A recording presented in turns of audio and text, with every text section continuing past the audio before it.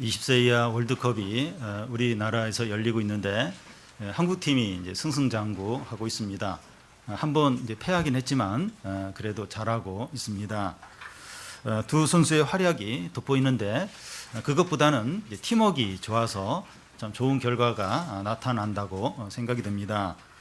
공격이나 수비나 미드필더나 감독이나 코치들이 다 이제 한 마음이 되니까 이제 이 경기가 잘 되는 겁니다. 어떤 팀이든지 이 선수들이 자기 역할을 잘해서 한 팀으로 움직일 때 기적이 나타납니다. 이런 원리는 어디서나 동일합니다. 오케스트라가 이제 공연을 하는데 이 모든 단원들이 한 마음이 되어서 이 다양한 악기들이 조화를 이룰 때 최고의 연주가 됩니다. 어떤 가정이 행복한 가정입니까? 수입이 많거나 또 좋은 집에 살거나 자기 자녀들이 공부를 잘하거나 해외여행을 자주 가는 그런 가정이 아니라 온 마음이 하나가 되어서 자기 역할을 잘하는 가정입니다. 어떤 교회가 좋은 교회입니까? 자기 건물이 있거나 엘리베이터가 있거나 우리 교회는 없는데 또 훌륭한 사람들이 교회에 많이 오거나 하는 것이 아니라 온 교인들이 한 마음이 되어서 서로 사랑하는 교회입니다. 그래서 교회가 성경 말씀에 따라서 세워지는 게 중요합니다. 어떤 말씀인가 하면 이 교회의 머리는 그리스도이고 교인들은 몸의 지체들이라는 그런 말씀입니다. 그래서 교회가 이 몸의 지체 원리로 세워지는 것이 중요합니다. 이 몸의 지체 원리가 어떤 겁니까? 우리의 몸에는 손과 발과 눈과 귀와 코와 입과 다양한 그런 지체들이 있는데 이런 지체들이 우리의 몸과 생명의 관계로 연합이 되어 있다는 겁니다. 그리고 몸의 지체들 중에서 소중하지 않거나 떼어버려도 되는 그런 지체는 없습니다. 있으나 마나한 그런 지체는 없다는 겁니다. 이 나이가 들면 몸이 이곳저곳 이제 고장나고 병들게 되는데 그렇다고 해서 떼어버릴 수가 없습니다. 우리 몸의 지체들 중에서 불필요한 것은 한 곳도 없습니다. 그리고 몸의 지체들은 각각 다른 기능들을 가지고 있다는 겁니다. 우리 내장을 보면 위, 심장, 신장, 콩팥, 쓸개, 십이지장 여러 이제 그 장기들이 있는데 그 기능이 똑같은 곳이 없어요. 다 독특한 특별한 기능들을 다 가지고 있는 것을 볼 수 있습니다.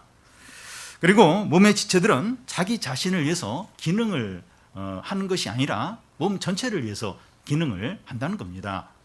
눈이 있는데 눈 자신만을 위해서 이렇게 기능을 하는 것이 아니라 어떤 돌이 날라오면 눈이 그걸 보고 몸을 피하도록 이제 합니다.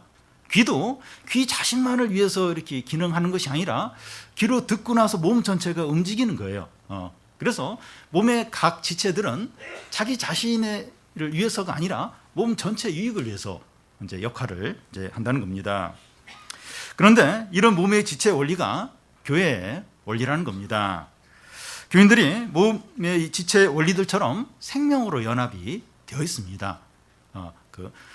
이 생명으로 그냥 이렇게 어떤 계약 관계, 어떤 친한 정도가 아니라 몸의 이 지체들이 생명으로 연합이 되어 있는 것처럼 이 교인들과의 관계도 생명으로 연합된 한 몸으로 되어 있는 그런 관계입니다. 어떻게 이게 가능합니까? 우리가 예수님을 믿으면 예수님과 우리가 연합이 돼요. 근데 모든 믿는 자들은 다 예수님과 연합이 되는 거예요. 그러니까 모든 믿는 자들도 한 몸으로 연합이 되어 이제 있는 것입니다. 우리가 그리스도 안에서 몸의 지체들이기 때문에 우리 가운데서 필요 없는 그런 존재는 아무도 없습니다. 있으나 마나하고 그냥 없어도 되는 그런 성도는 아무도 없습니다. 우리 모든 교우들이 이제 교회가 어떤 곳인가 하는 것을 잘 알아서 각자의 은사로 서로에게 유익을 주고 풍성하게 하기를 바랍니다. 먼저 생각해 봐야 할 것은 성도들이 은사를 갖게 되는 원리입니다. 여기서 은사라고 하는 것은 태어날 때부터 가지고 나오는 어떤 재능을 말하는 것이 아니라 예수님 믿고 거듭날 때 교회 유익을 위해서 하나님이 주시는 재능을 말합니다. 6절을 보면 우리에게 주신 은혜대로 받은 은사가 각각 다르니 이 성경에서 말하는 은사는 하나님께서 은혜로 성도들에게 주신 것을 가리킵니다. 이 은사는 기프트, 선물을 말합니다. 이 선물은 주어지는 것이지 요구할 수 있는 것이 아닙니다. 그러니까 선물은 누가 주는 거예요. 저 사람에게 어떤 선물을 해야지 하면서 주는 것이지, 받는 사람이 나 이런 선물 해달라고, 물론 예외적으로 그런 경우는 있어요. 근데 대부분은 이렇게 요구하는 게 아니라 그냥 주어지는 겁니다. 이해를 돕기 위해서 제가 한 예를 들겠는데요. 요즘 대기업에 들어가려면 그 적성 인성 검사가 있습니다. 근데 취업 준비생들이 그 적성 인성 그 검사를 학원에 가서 몇 개월 동안 이제 배운다는 겁니다. 적성이나 인성은 태어나면서 이제 가지고 오는 건데, 그걸 이제 학원에서 이제 몇 개월 동안 이제 배우는 겁니다. 그 외국에서 이렇게 온 사람들이 이걸 놀래요. 어떻게 인성과 이 적성을 학원에서 배우냐고, 배운다고 그게 생기느냐고. 그러니까 이게 이상한 거죠. 잘못된 겁니다. 그와 같이 은사를 받기 위해서 훈련을 하는 것은 옳지 않다는 겁니다. 그런데 어떤 사람은 그 은사 중에서 이제 방언이라는 게 있는데, 방언을 이제 이렇게 가지려고, 그 방언을 하려고 훈련을 한다는 겁니다. 그 은사를 중요시 여기는 순복음교회 교인들 중에 이제 그런 사람들이 있어요.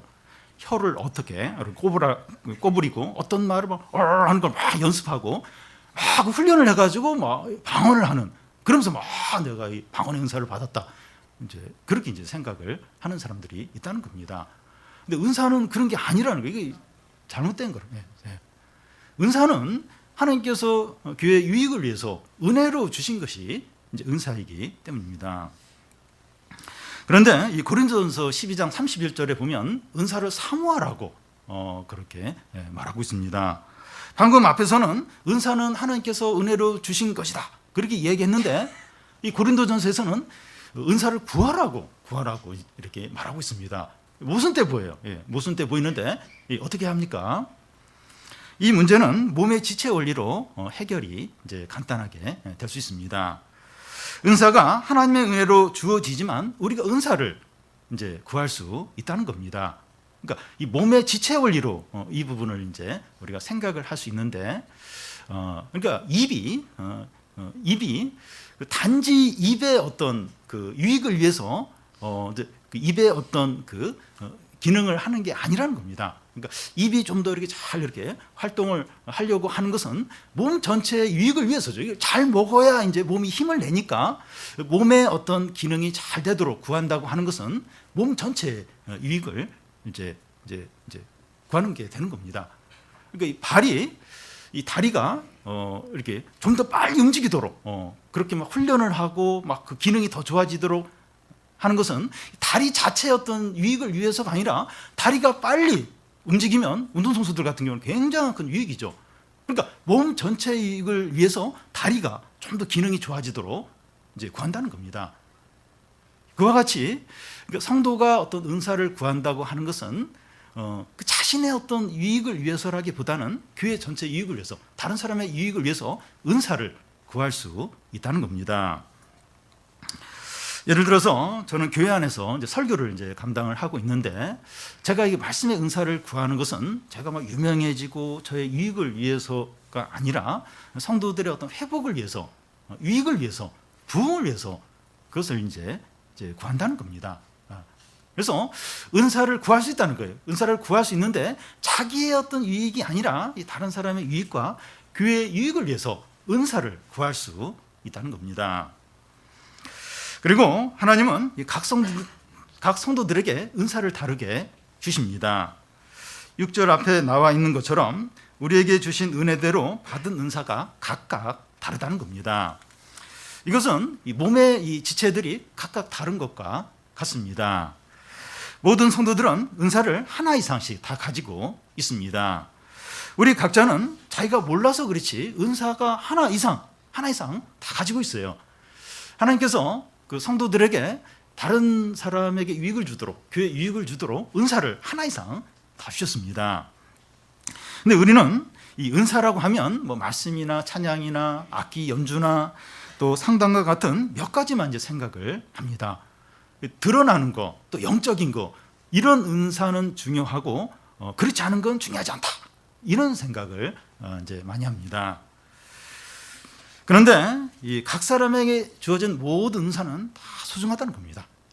하나님께서 교회와 다른 사람에게 유익을 위해서 사소해 보이든지 좀 더 중요해 보이든지 은사를 주시는데 사소해 보이는 은사라도 다 중요하다는 겁니다.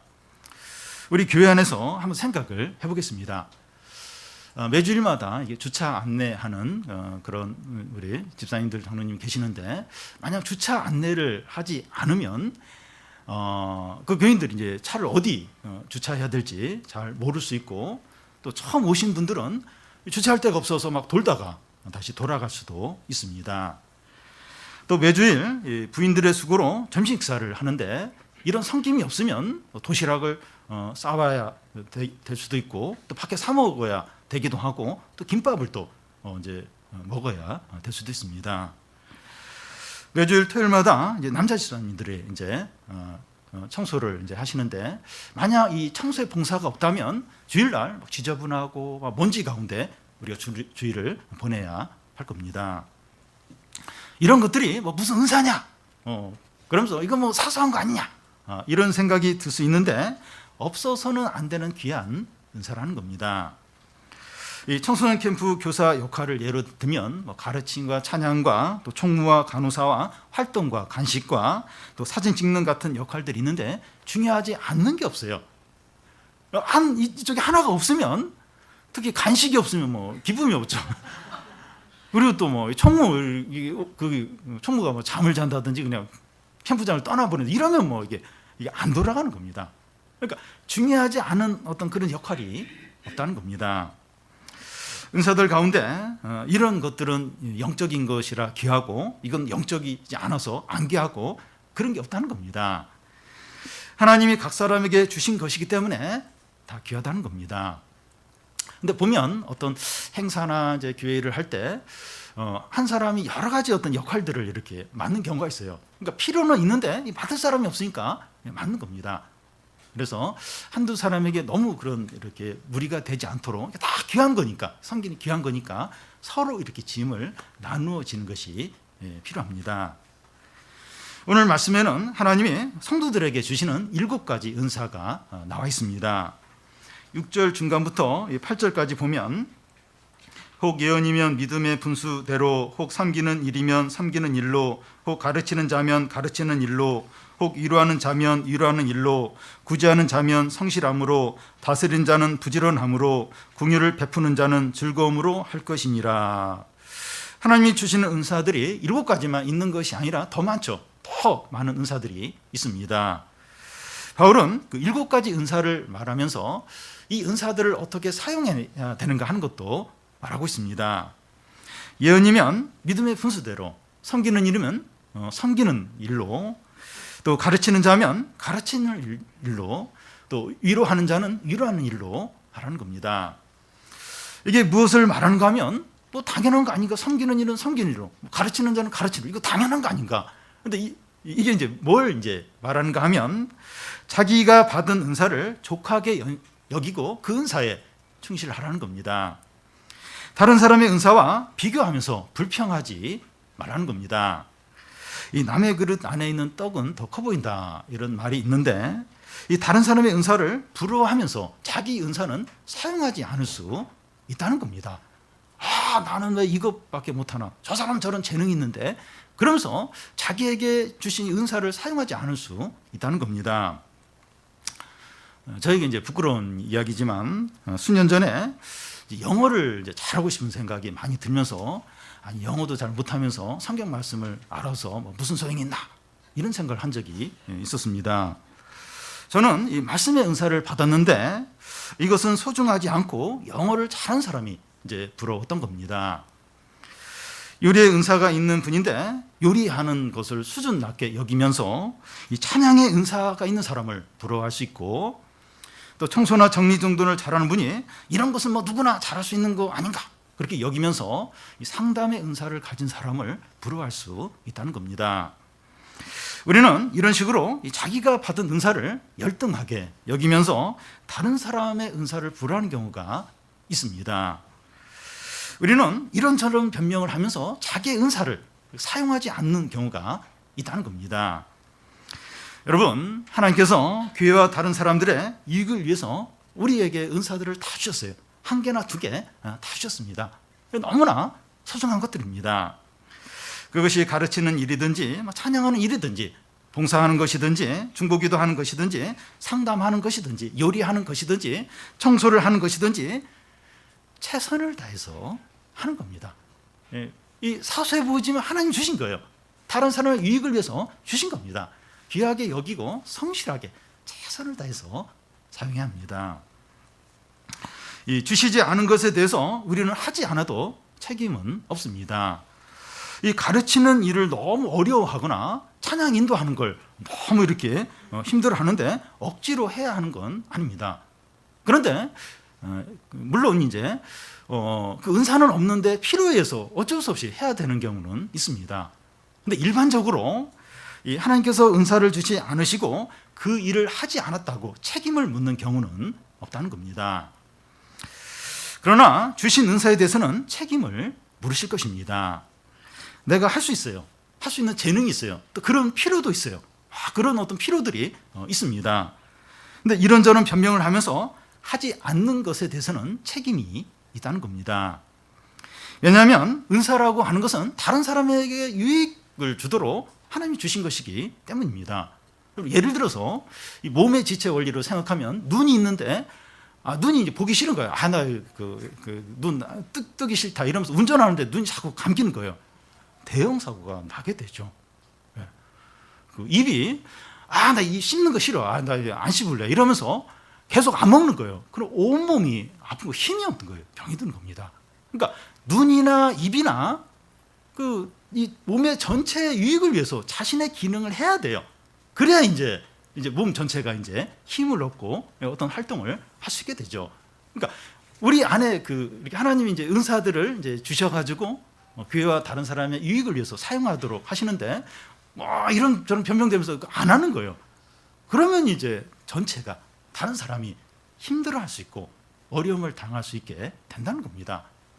하나님 우리에게 그런 은사를 주고 그런 재능을 주고 또 그런 필요가 있는데 그걸 하지 않을 때 어떤 변명을 하면서 이게 사소한 거야. 이거 누가 알아주는 것도 아니고 이러면서 안 하면 그거에 대해서 하나님이 책임을 물으신다는 겁니다.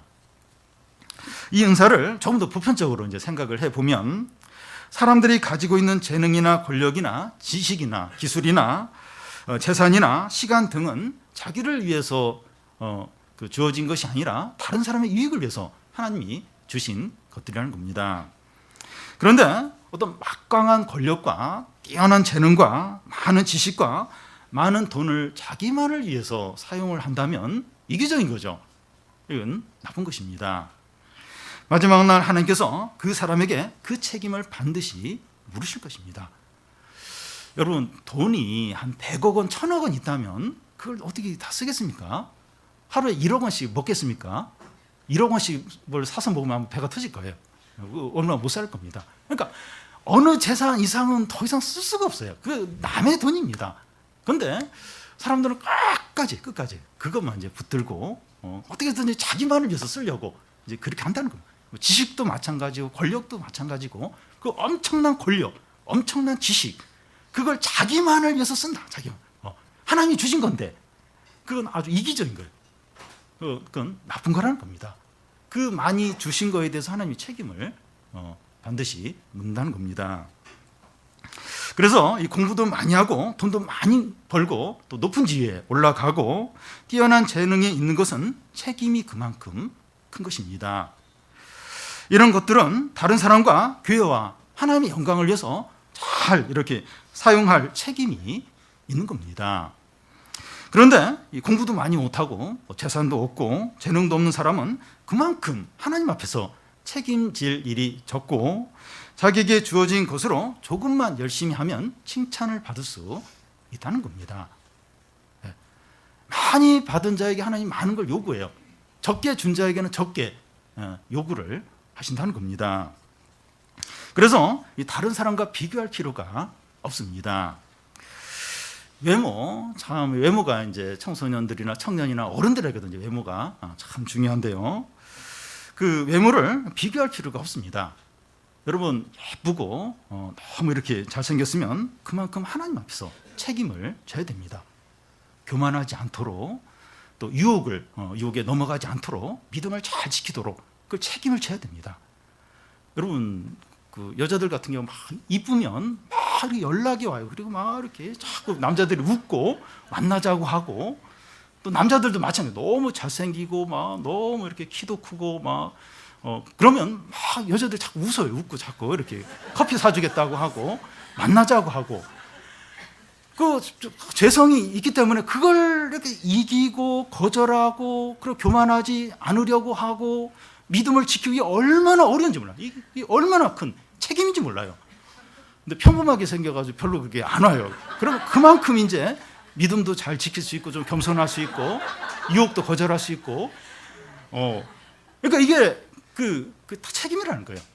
선물은 책임입니다. 책임. 하나님 선물을 많이 주셨으면 그만큼 하나님 앞에서 책임을 져야 한다는 겁니다. 그러니까 비교할 게 없어요. 비교할 게 없습니다. 그래서 주어진 거 가지고 이제 최선을 다해서 이제 사용하는 거죠.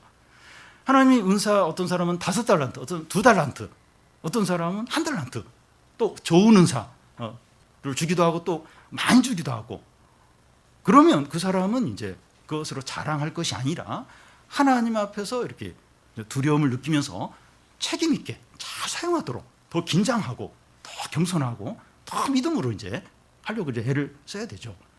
근데 뭐 이렇게 은사도 뭐 좋은 은사도 아니고 별로 안 주고 별로 많이 안 주시고, 그러면 그거 이제 소중하게 여기는 겁니다. 그리고 최선을 다해서 사용하고, 그러면 그 책임질 일은 별로 없고 야단 맞을 일은 별로 없고 그냥 칭찬받을 일만 있는 겁니다. 이런 면에서 하나님은 공평해요. 공평하십니다. 선물은 책임이에요. 책임입니다. 독일어로 그 선물이 책임인데, 그래서 우리가 이게 비교할 게 없고 좀 겸손해야 되고 또 감사해야 되고 주어진 것으로 최선을 다해야 됩니다. 그러면 7가지 은사를 자세히 이제 살펴보겠습니다. 첫 번째는 예언의 은사입니다. 6절 끝에 보면 예언이면 믿음의 분수대로 하라는 겁니다. 여기서 예언이라고 하는 것은 미래일을 말하는 것이 아니라 하나님의 계시를 말하는 것을 가리킵니다. 이 말씀을 전하는 자에게는 예언의 은사가 있다고 할 수 있습니다. 무슨 말인가 하면 성경을 해석하고 적용을 하는 겁니다. 그러다 보면 그게 이제 하나님의 말씀이고 또 미래일을 이렇게 얘기할 때가 이제 있습니다. 예언이면 믿음의 분사대로 하라는 겁니다. 이 무슨 말인가 하면 예언을 할 때 믿음으로 하라는 겁니다. 그러니까 이렇게 말씀을 전할 때 그게 하나님의 말씀이어야 된다는 거예요. 그러니까 성경 말씀과 일치가 돼야 한다는 겁니다. 자기 생각이나 자기가 하고 싶은 말을 하면서 이것은 하나님의 말씀이다, 이러면 안 된다는 겁니다. 그건 예언이 아니라는 겁니다. 목사에게 예언의 은사가 있지만 믿음의 분량대로 해야 됩니다. 다시 말해서 성경과 일치하는 예언을 해야 한다는 겁니다. 성경을 많이 읽고 잘하는 분들 중에서 예언의 은사를 가진 것처럼 이것이 하나님의 말씀이다, 또 앞으로 무슨 일이 일어날 거다, 이런 얘기를 하는 분들이 있습니다. 그런데 성경을 자의적으로 해석하는 경우가 많습니다. 많은 이단들이 성경을 자의적으로 해석하는 데서 나옵니다. 대표적인 예를 들면 이제 신천지가 있는데, 이 신천지의 교주가 이만희입니다. 이 신천지는 그 이만희가 성경을 해석하는 그거 하나만 절대적으로 옳다고 믿습니다. 그래서 신천지는 성경을 해석하는 게 딱 하나예요. 2개가 아닙니다. 딱 하나로만 해석을 해요. 그게 이제 진리다, 그렇게 이제 생각을 합니다. 이단들의 특징이 대부분 이렇습니다. 이 큐티가 유익하지만 잘못하면 성경을 자기 중심적으로 해석하고 적용하는 위험에 빠지게 됩니다. 그러니까 큐티를 너무 이제 신봉하는 사람들 같은 경우에는 성경을 너무 좀 이상하다 싶을 정도로 이렇게 해석을 하고 막 이제 적용하는 그런 경우를 이제 볼 때가 있습니다. 그래서 이 큐티를 이제 하면서 이제 예배에서 선포되는 말씀과 또 성경 공부 모임에서 같이 성경 공부를 하면서 그러면서 이제 이렇게 균형을 잡아가면서 큐티를 할 때 그 큐티가 유익하게 됩니다. 이 두 번째는 섬기는 은사입니다. 그 7절 앞에 섬기는 일이면 섬기는 일로 하라는 겁니다. 이 사도행전에 보면 그 예수님을 믿게 된 많은 사람들이 교회에 모여서 이제 교제를 이제 하게 됩니다. 그러면서 이제 구제하는 일이 필요했는데 제자들이 이제 구제하는 일까지 막 하다 보니까 기도하고 말씀을 전하는 시간들이 부족했습니다. 그래서 7 집사를 세워서 그들에게 이제 구제하는 일을 맡기고 기도와 말씀 전하는데 이 사도들은 전념을 하게 됩니다. 우리 교회는 그 교인들이 이제 수련회나 어떤 행사가 있을 때 거의 맡아서 다 감당을 하는데 얼마나 감사한지 모릅니다. 이제 교인들이 이제 그런 일들을 감당해 주니까 이제 사역자들은 기도하고 말씀에 더 전념을 할 수 있는 겁니다. 우리 교회 말고 전에 어떤 교인이 이제 무슨 말을 하는가 하면 그 교회 일은 사역자들이 다 해야지 그 직장 생활하고 바쁜데 왜 자꾸 이렇게 교회를 시키는지 모른다고 그런 말을 한 적이 있습니다. 물론 교회가 불필요한 일을 많이 해서 교인들의 어떤 시간과 수고를 많이 빼앗으면 안 됩니다. 근데 교회에서 해야 될 그런 일들은 하나님의 일이고 귀한 일인 겁니다. 그 일들을 교인들이 감당을 같이 해줘야 됩니다. 이게 몸의 지체 원리, 이 몸이 한 몸이기 때문에 각자의 어떤 그런 섬김과 은사로 이 교회를 함께 세워 나가야 하는 것이죠. 특히 이제 직분을 세우는 건 그런 일들을 더 이렇게 책임 있게 효과적으로 하기 위한 겁니다. 이 세 번째와 네 번째는 같이 이렇게 보겠는데요. 이 가르치는 은사와 위로하는 은사입니다. 7절 중간과 이 8절을 보면 가르치는 자면 가르치는 일로, 위로하는 자면 위로하는 일로 하라는 겁니다. 이 성도들 가운데 이 가르치는 은사가 있는 분이 있고 위로하는 은사가 있는 분들이 있습니다. 두 가지 은사를 다 가진 분들도 있습니다. 어떤 목회자나 교사나 리더는 잘 가르치는데 사람들이 감동과 은혜를 적게 이제 받는 경우가 있습니다. 가르치는 어떤 은사는 있는데 어떤 따뜻함과 사랑이 이제 부족한 겁니다.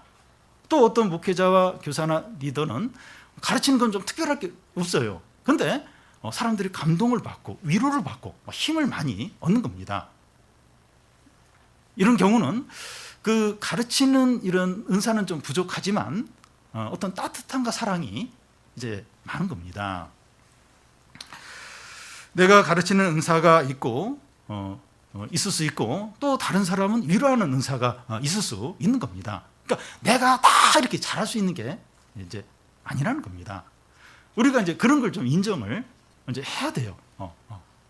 내가 다 잘하고 여러 가지 은사를 다 가져야 되고 나를 통해서 모든 게 다 이루어지고 이제 그럴 수가 이제 없다는 겁니다. 한 사람이 회복되고 구원을 받는데 여러 사람의 도움이 필요합니다. 내가 한 부분을 하고 다른 사람이 또 한 부분을 하면서 전체가 이루어지는 겁니다. 내가 다 완벽해야 되고 내가 모든 은사를 가져야 되고 이제 그렇지 이제 않다는 겁니다. 나 말고 다른 사람을 통해서도 얼마든지 하나님의 뜻이 이루어질 수 있다. 이제 이런 생각을 가져야 됩니다. 그러니까 좀 나도 겸손하고 또 다른 사람들도 이렇게 인정하고 그러면서 이렇게 전체적으로 이렇게 하나님의 뜻이 이제 이루어지는 것을 이제 바라봐야 하는 겁니다. 그러니까 이렇게 열매를 거두는 사람은 가르치는 사람보다 이렇게 위로하는 은사가 있는 사람에게 열매가 이렇게 그 열매를 걷게 되는 것을 보게 됩니다. 바로 이제 위로를 받으면서 그러면서 막 사람들이 어떤 결단을 하고 그런 경우가 있어요. 그걸 인정을 해야 돼요. 나는 뭐 기껏 잘 가르쳤는데 나는 아무것도 없고 저 사람은 이제 가서 이렇게 이야기 들어주고 막 이렇게 했는데 저 사람한테 뭐 어떤 반응을 보이고 그런 부분도 인정을 이제 해야 하는 겁니다. 우리는 하나님께서 주신 은사대로 가르치는 자는 가르치고 위로하는 자는 위로하고 섬기는 자는 섬기는 겁니다.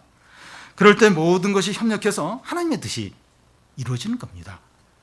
그러니까 그래서 교회에 다양한 사람들이 다양한 은사를 가진 사람들이 모여서 함께 신앙생활을 하는 겁니다. 이 다섯째는 그 구제하는 은사입니다. 이 8절 중간에 보면 구제하는 자는 성실함으로 하라는 겁니다. 예수님께서 이 대접해야 될 대상을 이제 말씀하신 적이 있는데 이 대갚아주지 못할 사람들에게 하라는 겁니다. 가난한 사람들이나 병든 사람들이나 장애인이나 과부나 고아나 나그네들에게 하라는 겁니다. 이런 이 부류의 사람들은 대접을 잘 해줘도 보상을 받을 수 없는 사람들인데 이런 사람들에게 대접을 잘 해주라는 겁니다. 구제하는 자는 성실함으로 이제 하라고 했는데 여기서 성실함이라고 하는 것은 한마음 또는 단순한 그것을 말합니다. 이게 무슨 말인가 하면 이 구제를 하면서 보상받고 싶은 마음으로 하지 말라는 겁니다. 근데 세상에서는 많이 그렇게 해요. 이렇게 TV에 광고에 나오고 신문에도 이렇게 나옵니다. 그래서 잃어버리는 것보다는 얻는 게 더 많아요. 돈은 좀 이렇게 손해를 보지만 어떤 이미지, 어떤 칭찬 이런 건 많이 이제 얻습니다. 그런 식으로 구제를 하지 말라는 겁니다. 오른손이 하는 것을 왼손이 모르게 하라는 겁니다. 구제를 할 때 구제하는 한마음, 그 한마음으로 하라는 겁니다. 그럴 때 그 구제를 지속적으로 계속해서 할 수 있게 됩니다. 근데 한마음이 아니고 어떤 다른 목적이 있으면 조금 하다가 중단해요. 이렇게 별로 이렇게 반응이 없고 그러면 이제 이렇게 딱 중단을 하게 되죠. 구제할 때 구제하는 그 한마음 그것만 가지고 이제 하라는 겁니다. 그 선한 일을 하면서 낙심하지 말라는 거예요. 고마워하지도 않는 것 같고 반응도 없는 것 같고 그만해야겠다. 그렇게 하지 말고 이제 구제하는 그 한마음으로 그렇게 할 때 은밀히 보시는 하나님께서 갚아 주신다는 겁니다. 이 여섯째는 그 다스리는 은사입니다. 이 8절 중간을 보면 다스리는 자는 부지런함으로 하라는 겁니다. 교회에서 이 다스리는 자는 이 장로를 말합니다. 다스리는 일이면 권위를 가지고 하라 그렇게 하지 않고 부지런함으로 하라고 말합니다. 이 부지런함은 이 종에게 해당되는 거예요. 종이 부지런하게 하는 거죠. 다스리는 자는 권위를 가지고 늦게 해도 되고 늦어도 되고 좀 게을러도 되고 근데 그게 아니라 이 다스림을 할 때 부지런함으로 이제 하라는 겁니다. 예수님은 섬김을 받으러 세상에 오신 것이 아니라 섬기러 오셨다고 하셨고 실제로 섬기셨습니다. 하나님 나라는 거꾸로 되어 있습니다. 우뜸이 되고자 하는 자는 가장 낮은 자가 되어서 섬기는 자가 되어야 한다는 겁니다.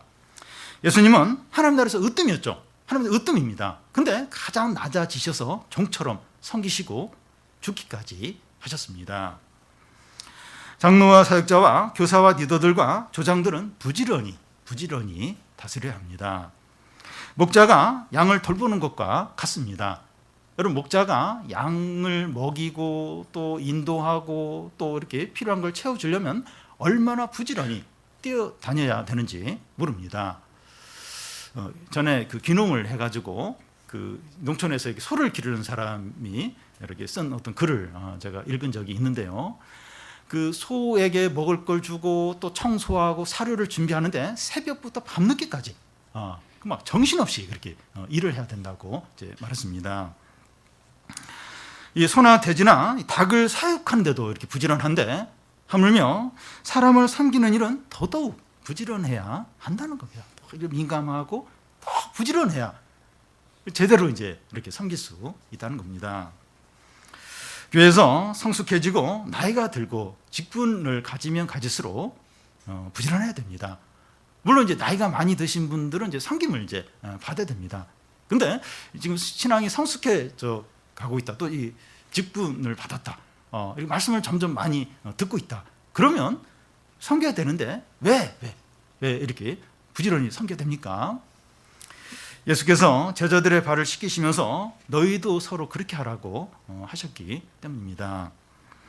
우리 교회에서 가장 낮은 종들은 사역자들이고 장로들이고 안수 집사들이고 권사들이라는 겁니다.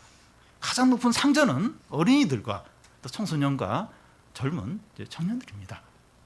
그래서 내가 좀 이렇게 신앙생활도 오래 했고 또 이렇게 나이도 어느 정도 됐고 그럼 부지런히 섬겨야 됩니다. 마지막 7번째는 긍휼을 베푸는 은사입니다. 이 8절 끝에 보면 긍휼을 베푸는 자는 즐거움으로 하라는 겁니다. 이 긍휼을 베푸는 대상은 가난한 자나 궁핍한 자나 병든 자들이 될 것입니다. 그런데 이런 사람들은 상처를 받기 쉬워요. 그리고 마음이 상하기가 쉽다는 겁니다. 그래서 긍휼을 베풀 때는 즐거움으로 하라는 겁니다. 왜 그렇게 해야 되는가? 예를 들면 의사나 간호사들이 권위적으로 이제 환자들을 대하고 매정하게 할 때 환자들이 상처를 금방 받습니다. 그리고 너무 이제 마음에 이제 힘들어하는 거예요. 너무 어떤 비참함을 느끼는 겁니다. 어떤 의사가 자기가 이제 병들어가지고 병원에 실제로 이제 입원을 했는데 그러면서 이제 이 환자들이 느끼는 그런 어떤 상처받는 거나 그런 또 비참하게 느끼는 그걸 이제 본인이 경험을 하고 이제 글을 이제 쓴 적이 있습니다. 그러니까 의사나 간호사가 한두 마리의 어떤 태도, 그냥 이렇게 그런 의도로 그렇게 한 것도 아니에요. 근데 환자 입장에서는 너무나 이제 큰 상처를 받는 거예요. 그리고 어떤 비참함을 느끼기도 하고 무시당한다고 느끼기도 하고 그러기가 얼마나 쉬운지 모른다는 겁니다. 가난한 자를 도우면서 얼굴에 억지로 하는 것 같은 그런 인상이 있으면 도와주지 않는 것이 더 낫다는 겁니다. 받기는 받더라도 모멸감을 느끼기가 쉽다는 겁니다. 이렇게 좀 낮은 자, 어려운 가운데, 고난 가운데, 질병 가운데 이런 사람들은 이렇게 상처받기 얼마나 쉬운지 몰라요. 이렇게 아무것도 아닌데 너무 서운하게 느끼고 너무 힘들어하고 이제 그럴 수 있다는 겁니다. 그래서 어려운 가운데 있는 사람들을 도와주거나 뭔가를 이렇게 할 때 사랑하는 마음으로, 즐거움으로, 아끼는 마음으로 하라는 겁니다. 그런 마음이 안 들면 좀 기다리라는 거예요. 좀 기다렸다가 하라는 겁니다. 우리가 왜 서로에 대해서 이렇게 조심해야 되고 신중해야 됩니까? 우리들은 그리스도 안에서 한 몸의 지체들이기 때문입니다. 여러분, 우리 몸에 이제 여러 지체들이 있는데, 뭐 손이 막 이렇게 다리를 너무 세게 긋는 거예요. 간지럽다고 막 너무 세게 긋고, 뭐 코가 좀 이렇게 좀 이상하더라도 손가락을 코를 너무 막 세게 막 이렇게 막 쑤시고 이러면 몸이 다 망가져. 너무 힘들어요. 그걸 온몸이 느낍니다. 그러니까 우리 성도들도 같은 한 몸의 지체들이라는 겁니다. 그러니까 너무 심하게 하고 이러면 그 다른 지체들이 그 아픔을 겪고 상처를 느끼고 힘들어한다는 거예요. 그래서 내 몸의 여러 부분들을 이렇게 대하듯이 신중하게 조심조심해서 해야 한다는 겁니다.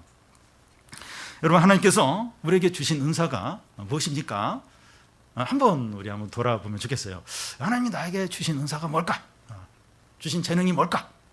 한번 생각을 한번 해보시기를 바랍니다. 그것이 작고 사소해 보이더라도 귀하게 여기시기를 바랍니다. 남에게 비교하지 마시고 뭐 알아준 또 뭐 영적인가 뭐 이런 거 생각하지 마시고 비교하지 마시고 이제 그걸 소중하게 여기고 최선을 다해서 성실하게 사용하시기를 바랍니다. 오늘 말씀에 보면 그 은사와 섬김과 봉사만 이제 중요하다고 하는 것처럼 보이는데 이보다 더 중요한 게 있습니다. 더 중요한 게 있습니다. 이게 뭔가 하면 한 몸인 교회 전체가 영적으로 이제 건강한 것입니다. 그러니까 이 교회 전체가 은혜와 말씀과 믿음과 능력으로 충만해지는 겁니다. 그러니까 이렇게 말씀과 능력으로 교회 전체가 이렇게 충만해야 이런 봉사도 하고 위로도 하고 섬기는 것이 이제 가능해지죠. 그런데 우리 교회가 이제 창립한 지 10년이 이제 되면서 어느 때보다도 참 영적으로 참 약하다 하는 것을 여러 가지를 통해서 이제 느껴지게 됩니다. 저 자신을 볼 때도 10년 전, 5년 전과 지금을 비교해 보면 성경 지식은 더 이렇게 늘었는지 모르지만 그때만큼의 어떤 영적인 어떤 능력들, 그런 뜨거움들이 약해졌다고 생각이 됩니다. 그런데 우리 교인들이 많이 좀 그렇게 약해진 것 같아요. 교회 전체적으로 많이 약해졌다고 생각이 됩니다. 어떻게 해야 됩니까? 한 몸인 주 기쁜 공동체가 영적으로 건강하고 은혜가 넘칠 수 있도록 어떻게 해야 됩니까? 한 몸의 지체들은 우리 각자가 영적으로 회복되고 새로워지고 성령 충만해지도록 하는 겁니다. 나 하나가 나 한 사람 몇 사람이 이렇게 한다고 되겠는가? 여러분 그렇지가 않아요. 이게 한 몸이에요. 한 몸의 지체들입니다. 여러분 야구 선수 보면 이 팔로 이제 투수 같은 경우 팔로 이제 이렇게 공을 던지게 되는데 팔 하나가 이제 이렇게 공을 잘 던지면 그 선수가 유명해져요. 몸 전체. 물론 이제 온몸과 연결이 돼 있긴 하지만 이 팔의 어떤 기능이 잘할 때, 그럴 때 이제 온몸이 이렇게 영광을 받고 온몸이 이제 살아나게 되고, 또 이 피아니스트 같은 경우는 손이죠, 손을 잘 치는데 이 손가락이 잘 하는 이런 기능을 통해서 그 사람 자체가 온몸 자체가 이렇게 영광을 받고 잘 되고, 또 어떤 사람은 이제 이렇게 이제 말을 잘하고, 아나운서 같은 경우 말을 잘하는 그 입을 통해서 그 사람 전체가 이렇게 영광을 받고 온몸이 이렇게 살아나는 것을 볼 수가 있습니다. 그러니까 나 한 사람 내가 어떻게 하든지 그게 무슨 상관이 있어, 그렇지 않고 내가 좀 살아나야 된다, 내 믿음이 회복이 돼야 된다, 그러면 다른 지체들까지 같이 좋은 영향을 끼쳐서 다시 살리게 된다는 겁니다.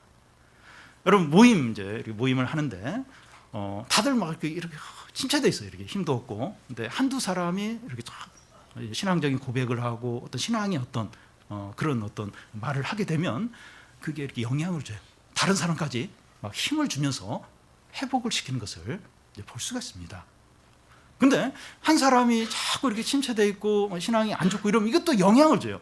한 몸에 한 부분이 아프면 온 몸이 아픈 것처럼 같이 이렇게 힘들어질 수 있다는 겁니다. 이런 부분에 있어서 제가 책임이 제일 크죠. 제일 큽니다. 그런데 우리들도 이 몸의 지체들이기 때문에 우리도 동일한 책임이 있다는 겁니다. 사랑하는 여러분, 5년 전하고 10년 전하고 1년 전하고 한번 비교를 해보십시오. 한번 내 믿음이 어떤가? 그리스도의 관계가 어떠한가? 나의 영적인 상태가 어떠한가? 더 좋은가 아니면 떨어졌는가? 한번 정직하게 한번 돌아보시기 바랍니다. 그래서 이 그리스도의 관계가 온전히 회복이 되도록, 영적으로 회복이 되도록, 성령 충만해지도록 구하는 겁니다. 내 자신을 위해서 구하고 교회를 위해서 구하는 겁니다. 여러분 이런 부분에 신앙 상태를 생각하면서 이렇게 고민하고 구하고 있습니까? 교회의 이런 부흥과 성령 충만과 어떤 이 능력과 은혜가 넘치도록 기도를 하고 있습니까? 우리 자신을 돌아보면서 이 교회와 이 성도의 능력은 나사렛 예수의 이름을 부르고 그 이름을 의지하고 그 이름을 의지해서 기도하는 데 있습니다. 은금에 있지 않다는 거예요. 눈에 보이는 어떤 잘 갖추는 거기에 있지 않다는 거예요. 교회나 성도나 은금을 의지할 때 세상처럼 잘 돼야 된다, 뭘 갖춰야 된다, 거기에 마음을 빼앗길 때 현격하게 능력이 떨어진, 은혜가 떨어진 거예요. 무기력해진 겁니다. 더 이상 어떤 생명의 역사와 구원과 어떤 변화나 그게 없어져요. 기도응답도 없게 됩니다. 근데 은금은 없어요. 상황은 어려워요. 돈도 없어요. 어떻게 힘듭니다. 근데 나사렛 예수의 이름을 부르고 그 이름을 의지하고 그 이름을 붙들 때, 그 이름만 간절히 붙들 때 날 때부터 안진병했던 자가 일어나는 거예요. 마비됐던 것이 풀리는 겁니다. 죽은 자가 살아나는 거예요. 사람이 진정으로 변화되고 또 달라지고 하나님께 나오는 일들이 일어나는 겁니다. 하나님 여러분, 우리가 한 몸의 지체들이에요. 이제 누구 한 사람 있으나 마나한 사람 아무도 없습니다. 서로가 서로에게 영향을 안 주는 것 같아 다 영향을 주고 있습니다. 우리 주님과의 관계를 돌아보고 영적인 상태가 어떠한가 하는 것을 진지하게 생각을 하시기 바랍니다. 그래서 이 신앙이 회복이 되도록, 다시 뜨거움이 살아나도록, 그리고 나사렛 예수의 이름만 붙들도록, 하나님의 능력만을 붙들도록, 그래서 나도 회복이 되고 또 우리 지체들도 섬기도록, 도와주도록, 지체들도 힘을 내도록, 그런 선한 영역을 끼치도록, 그래서 우리 온몸, 한 몸인 우리 신앙 공동체가 은혜와 능력과 영광과 생명으로 충만케 되도록 기도를 하시기를 바랍니다. 여러분 그게 될 때 이렇게 서로 위로하고 섬기고 또 가르치고 긍휼을 베풀고 구제를 하는 것이 가능해집니다. 에너지가 있어야 기쁨이 있어야 섬길 수 있죠. 가르칠 수 있죠. 그래서 우리가 이 신앙의 회복을, 이 부흥을, 하나님의 은혜를 간절히 소망하고 우리가 서로의 은사를 나눔으로 하나님의 살아계심과 은혜와 사랑과 축복을 온전하게 다 누리는 우리 성도들과 공동체가 되기를 바랍니다.